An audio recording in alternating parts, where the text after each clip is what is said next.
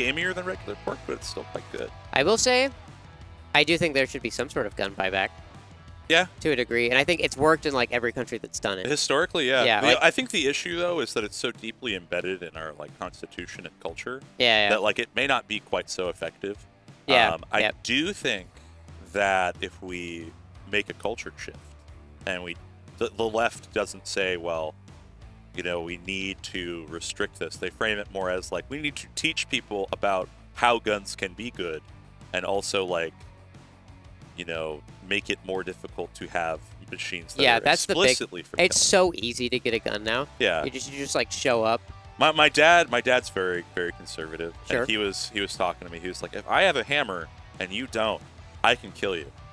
You know, most likely. And I was like, well, there's a bigger possibility of me living.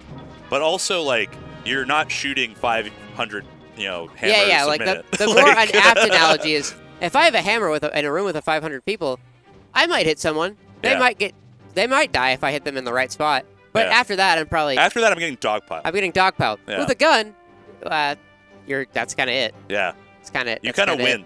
You start winning. But like Australia and Japan have like they have knife problems. Yeah, they have that. I'd rather have a knife problem. I would rather have a knife problem because I can at the very least probably outrun a guy with a knife. Yeah, you can outrun a guy with a knife. Yeah.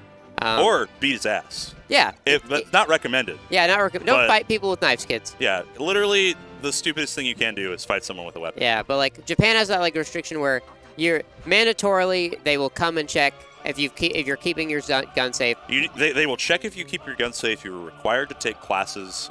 You're required to re-up your license. And basically you can own like an air rifle. And like a few other things. And you can go hunting. You can go shooting.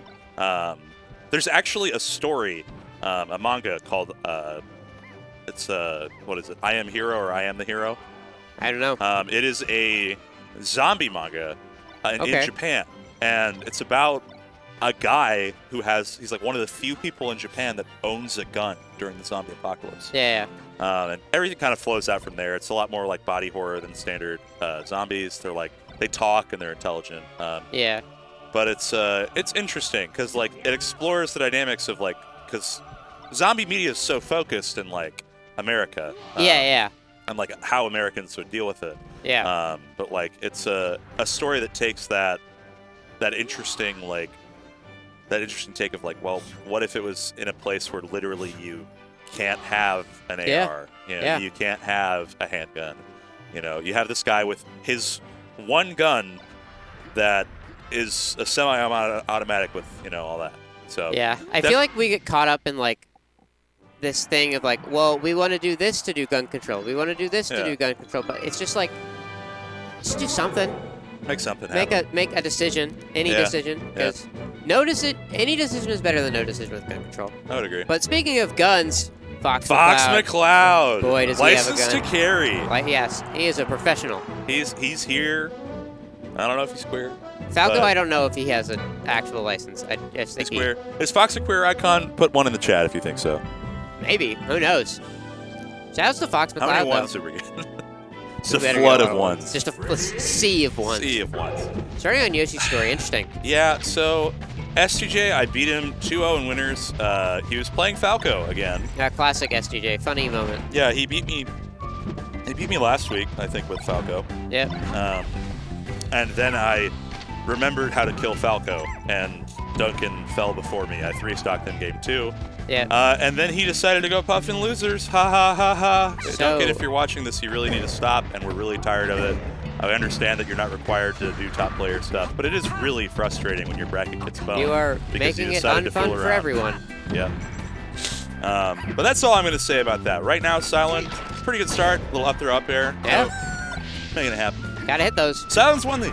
He has. Cilan has put in the work on these. He won a Game 5 last stock, last hit situation on one of these and literally just did not show a single bit of emotion. Yeah, no, he is like so chill. Yeah. It's like a little uncanny. It hits robot territory, Sometimes I watch him like he'll like get a really good one and like and nothing happens and he's like I'm just like, dude, I don't know if you care or not. Did that Phantom? It looked like it. I think it Phantomed because I heard the sound that normally accompanies a hit. Mm-hmm. We've had a few of those today on Yoshi's. Oh, little shine. Oh wow, that didn't hit. What? Did not. You gotta be kidding me. Love double jump out. So double jump out of shield is really good against Puff, because if you full hop out, she can up air you, but if you double jump instantly, oh god, there's no way she can catch you. Yeah, that's it. That should be that, and thankfully he dies off the side. This should be a stock trade provided you get up there, hit that up smash. Duncan's been kind of starting here as well against Fox. Yeah. You know, you get to catch him, you get a lot more of these. That was good, he managed to find the shine He's there. comfortable. Also, where you start in the best of 5 usually doesn't really matter overall. Yeah. And it is nice to get this out of the way, I imagine. Ooh, yeah. He went so far It's back. weird, though, because, like, let's say you don't like Yoshi's story. Yeah. Like, Fox isn't going to counterpick this in the best 5. He's going to counterpick FD and Stadium, usually. Yeah. Except for S-Pop. Yeah, Ben likes this stage a lot. Mango, too. Mango, too. Yeah. Oh, wow.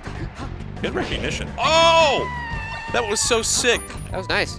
I don't think he even blinked that whole time. No, absolutely. Yeah. Silent doesn't blink. Silent does not blink. Silent, like, licks his eyeballs. That has not been programmed into his hardware. No. His software.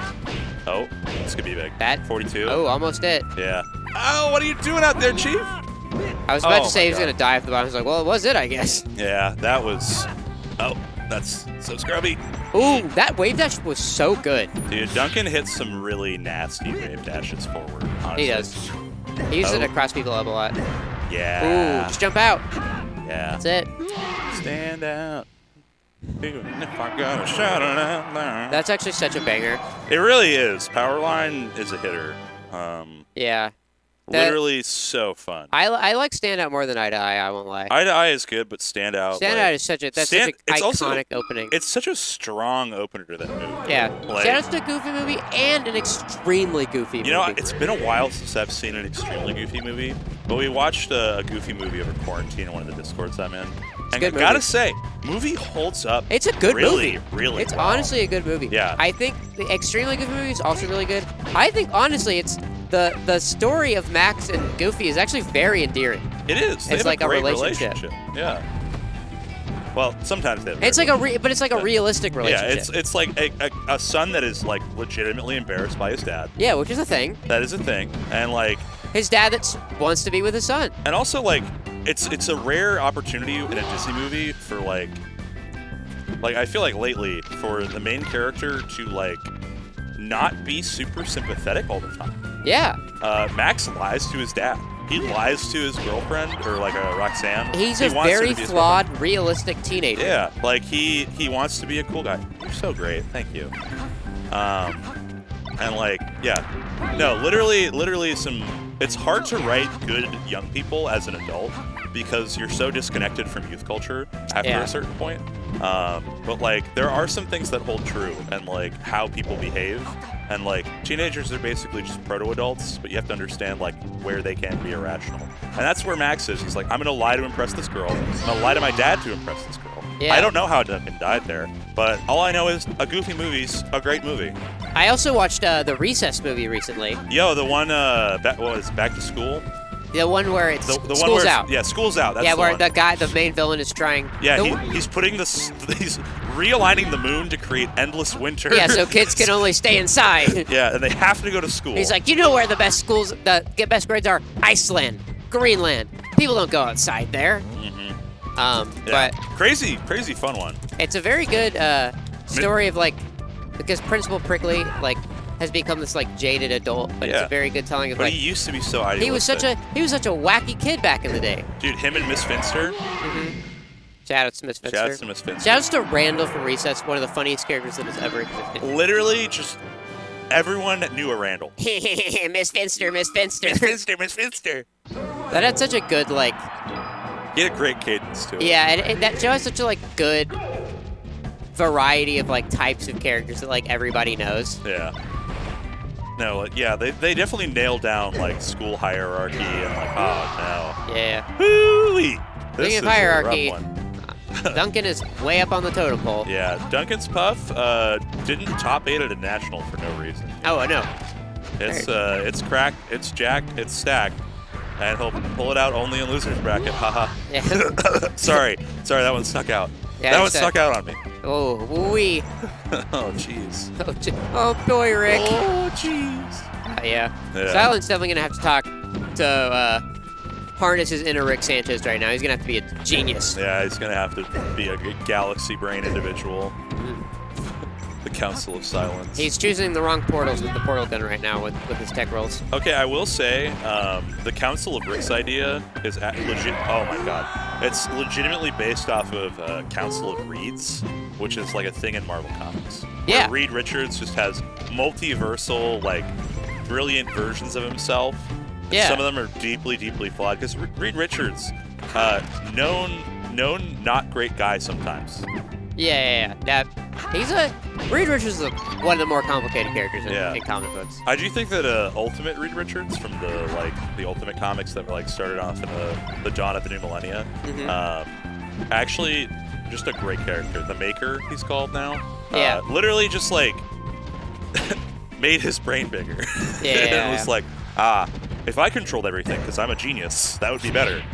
Morals are for lesser people. Shoutouts to Franklin Richards. Great character.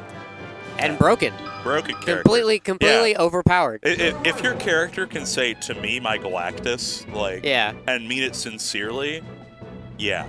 Galactus is his hero. Yeah. Yeah, there's a really good storyline. I can't remember who wrote it, where it's basically exploring... Because Galactus' backstory is that he was the last thing alive. Huh? That was